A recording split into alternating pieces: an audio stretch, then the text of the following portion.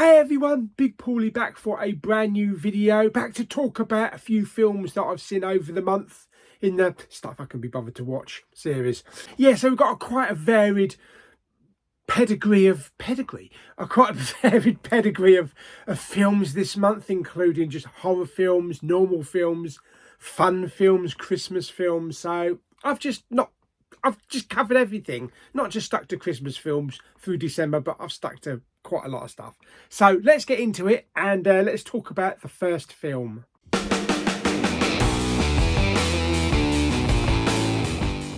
First up will be Patrick Swayze in Roadhouse. First time watch. Okay, so this was very kindly sent to me by Carlinio9.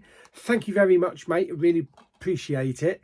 Never seen this film before. It's from 1989, so it's from the best decade in movies. And it stars Patrick Swayze, who plays a character called John Dalton, who is a bouncer, like a nightclub bouncer. And he's given this offer to go to this other club that's run down, violent, and just a complete shambles. And he's offered the role of bouncer there to try and shape it up, clean it up, get rid of all the crap that's there. So he has to deal with rowdy, violent bar brawlers. Yeah, get rid of the riff-raff. I thought it was really good.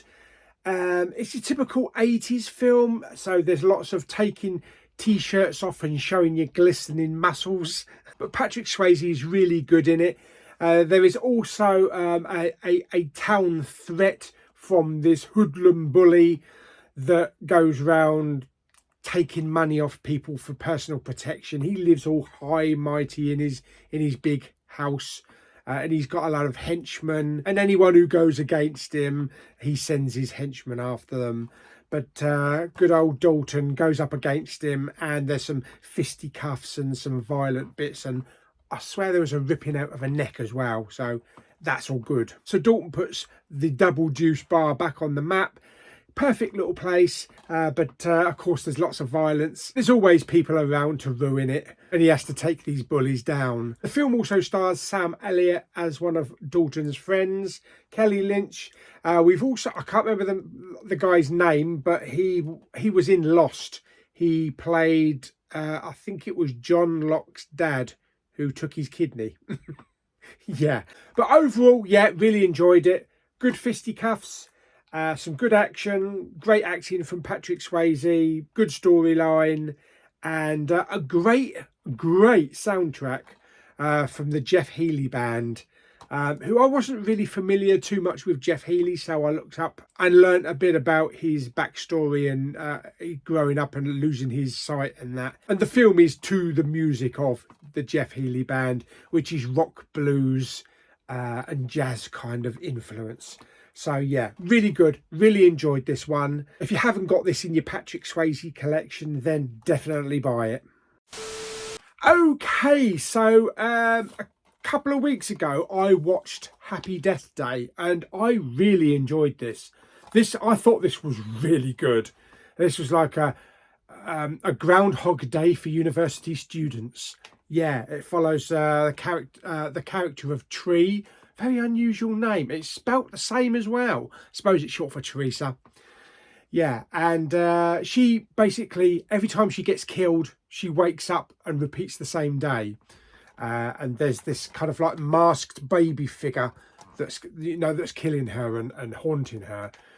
Really well done. I thought it was a really good film. I knew that there was a second film, Happy Death Day to You. I didn't know that it was anything to do with the first film. I thought they were just cashing in and a new story with new characters. How wrong was I? How wrong was I? Because I watched this. This was bloody brilliant. Better than that. That's great, but that was fantastic. I absolutely loved it. And it kind of took the Back to the Future vibe a little bit. It repeated certain scenes, but differently. This one mainly follows one of the roommates who's into quantum mechanics and kind of like black holes and all that kind of stuff. He's got experiments, he's got this machine. It follows his path about repeating the same day. But then all of the characters from the first film get drawn into it. And like I say, it has a Back to the Future edge to it. So it's very familiar, but there's always something a little bit different. And it's about trying to correct this like time jump and trying to stop this repeating procedure over and over again. But I thought it was a bloody good film. It was also quite emotional as well. There was the whole daughter-mother element to this, because in the previous film, you know, we knew that her mother, Tree's mother, had died years before. And this brings a whole new side to the story of the mother and the daughter. Can she say goodbye again? And it was quite emotional. It was quite emotional at the end. Everybody acted brilliantly in this, including the main lead, Tree, and the other characters as well. And it also brings kind of like an alternate reality, because there are certain characters that we knew from the first film who were in relationships with certain people and not quite there in the sequel. Yeah, and the whole dynamics has changed. So I thought it was a really good film. I did enjoy it much more than the first film, even though I loved the first film. So 2 great films there. I'm hoping there's going to be a third film. It's left it wide open for a third film. And I can see where that's going to go. So I really do hope we get that, because that could be a fantastic trilogy. But yeah, the Happy Death Day series, absolutely brilliant. I would definitely recommend them if you're into like Groundhog Day, Back to the Future, with a bit of school, university type of 90s campus Clueless type of stuff in there as well. So yeah, definitely recommend them. I definitely recommend this one, but you can't go into it watching this one alone. You've got to watch the first film. But I absolutely loved them, both of them, and this one definitely. Okay, so next up we have The Fugitive, starring Harrison Ford, on 4K. Yes, this is from 1993, I believe. It's a remake or a retelling of the original TV series, which was it David Jansen or David Jensen? One of those. I think it was David Jansen. About a doctor, Richard Kimball, Dr. Richard Kimball, who comes home one day and finds that his wife has been murdered by a one-armed man. Yes, not a one-armed bandit, but a one-armed man. And Dr. Kimball gets arrested and gets the death penalty. On his way to the prison, on board a bus, it has a slight accident with a train, and Richard is on the run, trying to outwit US Marshal Tommy Lee Jones, try to prove his innocence. It's a really good film. Probably one of the better TV to movie remakes. There's some good action in there. There's some good cat and mouse chase and some really good interactions between the cast.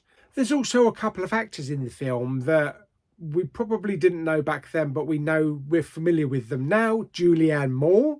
I completely forgot Julianne Moore was in this. She's only in it for like 4 or 5 minutes. She plays a doctor in the hospital. Of course, we've got Andreas Katsulas, Jakar from Babylon 5. He's the one-armed man. And we've also got Jane Lynch as well. Sue Sylvester from Glee, who plays another doctor in the hospital. But yes, a really good film. Picture quality on this was fantastic. Absolutely fantastic. 4K, so sharp. I couldn't see any evidence of DNR. You could see the detail on the face, especially on Tommy Lee Jones' face.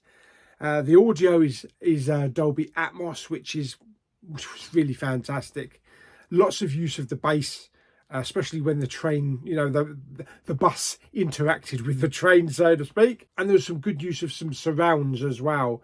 When they were in the tunnels of the dam, you could hear all the dripping water all around you. And also at the end, there was a helicopter scene. It felt like the helicopter was actually about to land on my head. So at one moment, I think I looked up to see if it was there. But yeah, the audio was fantastic. So yeah, definitely pick this one up. The Fugitive is a great film from 1993. It did spawn a sequel or a spin-off, US Marshals, which doesn't have a UK Blu-ray release. Hopefully one day it will, or a 4K release. That brought back Tommy Lee Jones' character, and also we had Wesley Snipes in that one. But The Fugitive, fantastic film. Brilliant performance by Harrison Ford. And Tommy Lee Jones, absolutely fantastic. 4K quality, perfect. Yeah, perfect picture, perfect sound. Buy it. Yeah, definitely on 4K. So there we go. That's The Fugitive. Okay, so next up, I bet you're wondering, why am I over here rather than being over there? Well, unfortunately, I don't have a physical copy for the next film. Yes, it is Home Alone 2, Lost in New York, with Macaulay Culkin. Yes, how many times can a kid get lost and leave his parents behind? Yeah, no, this is available on Blu-ray, but I don't own the Blu-ray. I've basically been holding out, hoping that there'll be a 4K one day. I did watch it on streaming in 4K on Disney Plus, I think it was. And I got to say, I think maybe I prefer Home Alone 2 to Home Alone. It's just a more solid film, I think. Obviously, in the first film, Kevin got stuck at home while his parents and the rest of the family went off on holiday. He had to protect the home from the wet bandits with Joe Pesci and Daniel Stern. Very slapstick, bottom, young ones type of stuff. Three Stooges. The second film, they all decide to go on vacation. The family end up going to Florida. Kevin gets separated at the airport, ends up going to New York. What I like about the second film is all the interactions that Kevin has with the staff at the Plaza Hotel.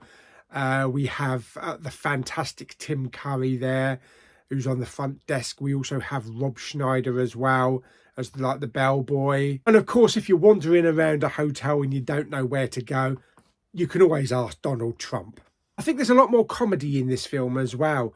You know, with Tim Curry, he suspects, you know, something's not quite right.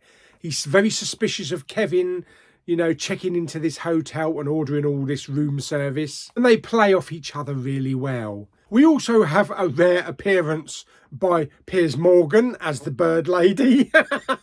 Yes, I know it's not Piers Morgan, but it bloody looks like Piers Morgan. And of all the places that you could stumble back into the Wet Bandits, New York, yes. Although they've now changed their name to the Sticky Bandits. Yeah, played brilliantly again by Joe Pesci and Daniel Stern. And they want to get their own back on poor Kevin. And you kind of get the same that you get from the first film. You get, you know, with the cans of paint. You get the slapstick humour. Nobody can survive having a brick thrown at your head that many times. But overall, yeah, I really enjoyed Home Alone 2. Like I say, probably more than Home Alone 1, even though that is a classic. So I really hope the second film gets a 4K release at some point. But the stream I saw it on, the 4K quality was really good and the sound was good as well. So definitely a staple for Christmas, Home Alone and Home Alone 2. I'm not really bothered with any of the other Home Alone films because they don't star Macaulay Culkin. And it's just a cash-in, basically. And also the TV series. I just couldn't be bothered with that. So there we are. That is Home Alone 2. Definitely a film to watch every Christmas. Okay, so next up we have a story about a boy and a girl falling in love on a cruise ship. Unfortunately, the cruise ship decides to sink during their holiday. I'm talking about Titanic. Yes, Leonardo DiCaprio, Kate Winslet, a James Cameron film. You either love it or you hate it. Personally, I love it. I think it's a fantastic James Cameron film. It has the right amount of action. It has the right amount of character development and interactions between all these different characters that you get on the ship. You get the captain, you get the crew, you get relatives, you get Billy Zane being a twat. And what can I say? It's Titanic. It's the telling of the Titanic sinking. And I still remember seeing this in 1997 at the Odeon Leicester Square in London. Fantastic sound and picture back then. Great audience. And yes, I did cry. Because if you don't cry in Titanic, something's wrong. Yeah, especially at the end. But it's been 84 years waiting for 4K to come out. But let me just tell you now that if you are into 4K and you want to upgrade, do it. Don't even think about it, because this is one of the most stunning 4Ks I've ever seen. The detail in it is incredible. The colour palette is fantastic. It's all on one disc, so there's no flipping over discs, you know, even though it's 3 hours long. It's a 100GB disc, and it has a Dolby Atmos soundtrack, which is just as impressive as the picture quality. And I'm telling you now, when you have a Dolby Atmos setup and you're sitting in the room in the dark and you crank it up when that ship starts to sink, you think that you're there with them. Yeah. Oh my God, the creaking, the exploding bulkheads around you when the ship snaps in half. And it's just a fantastic soundtrack. Don't even sit there wondering whether or not you should pick it up. Just pick it up. It comes with 3 discs. You get a bonus disc. You get the Blu-ray as well as the 4K. You get a lovely glossy slipcover as well. So yes, go ahead, buy this, and you'll be happy that you have it in your 4K collection. Hello, I'm back over here again. Yes, last up, we have a film that hasn't officially been released in the UK yet. Naughty boy. Yeah, but you know I had to see it because it stars Daisy Ridley, yes, and Ben Mendelsohn. It is The Marsh King's Daughter, which is based on a book. And without going into any kind of spoiler territory, you know, until it's officially released in most territories, it's basically about this family live in a cabin in the woods. You've got the father, played by Ben Mendelsohn. You have a little girl. I can't remember her name, the actress's name. She was in the Florida Project, and she was also in Cocaine Bear as well. And you have the mum, and they just live there. The dad shows her fishing, how to survive, and that's it. We think, oh, it's a lovely film about this family that have brushed aside civilization and just live off the grid. But there is a sinister backstory to it. Later on, we see the character of Helena, who was the little girl, grown up, and she's now Daisy Ridley. And she's married, she's got a daughter of her own. And it brings back lots of memories of her father and how she was living at the time, and that not everything is as it seems. Like I say, it does have a bit of a sinister backstory to it. There's a reason why they're out there living in the wild. But I'm not going to go into it anymore. You know, if you're not familiar with it, it's good to go in with fresh eyes and see this story developing if you've got no knowledge of the book. But I thought it was really good. Ben Mendelsohn was fantastic in it. The little girl who played the young Helena was great as well. She was brilliant in the Florida Project. And of course, you've got Daisy Ridley as well, who was absolutely fantastic in this. I don't think there's probably going to be a film where I'm going to say she's not fantastic. You know that. Yeah, but she had an American accent in this, and I thought she did a really good job, and very convincing. There we go. That is The Marsh King's Daughter. I believe the UK will be getting it in January. It's going straight to Amazon Prime. And there's also an American Blu-ray release up for pre-order, which is also out in January. So we are getting official release. It's not going to the cinema, or if it does over here, it will go to a limited release. I shouldn't think it'll go to like Cineworld and View and Odeon and places like that. But it's going straight on to Amazon Prime in the UK, so at least you'll get a chance to watch it. So there we go. So that is The Marsh King's Daughter. So there we go. So that is a few little bits and pieces that I've seen this month.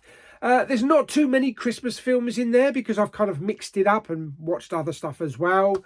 Rather than, you know, like we did in October, where I just watched nothing but horror films. I could have spent the entire December just watching nothing but Christmas films, but I figured that I've got so much else to watch as well. I'll just throw all bits and pieces in there.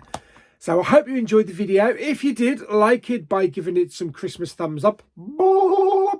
Don't forget to subscribe, comment and share. I hope you have a great Christmas. There'll be lots more content coming soon. And Merry Christmas, everyone, and a jolly new year. Oh. Bye-bye. And of course, if you're walking around a hotel in New York and you don't know where to go, you can always ask Tronald Dump. And of course, if you're walking around a hotel in New York and you don't know where to go, you can always ask Tronald Dump. For Christ's sake, Tronald Dump. It's Donald Trump, you twat. Tronald Dump. Who the hell's Tronald Dump? Oh my God. Okay, let's do another take.